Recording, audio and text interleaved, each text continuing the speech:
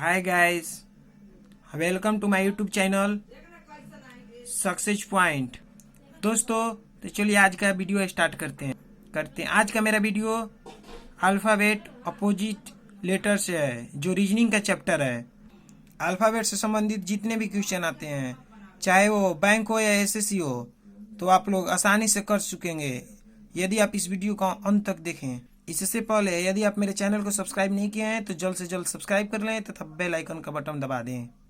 Alphabet reasoning chapter में ए का opposite Z होता है, इसको याद करने का trick A to Z, B का वाई बाई, सी का होता है जेड, सी का एक्स जैसे चंद्रा एक्स रे, डी का डब्लू अर्थात दिवाली। देखिए इसको कैसे याद करते हैं, डी तो डी से दी, वाई डब्लू तो डी वाली।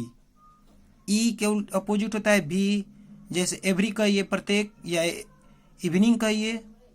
एफ यू, एफ का उल्टा है यू, जैसे for you. G T road, ये याद करने की बहुत आसान तरीका है, जी टी तो जी टी रोड। एच का उल्टा एस तो हाई स्कूल। आई का अपोजिट आर होता है, जैसे इंडियन, आई से इंडियन हो गया, आर हो गया आर से रेलवे। जे क्वी, जे के क्यू तो झारखंड क्वीन, के पी तो कोलकाता पुलिस। एल का अपोजिट ओ होता है, जैसे love lovely orange. M N man.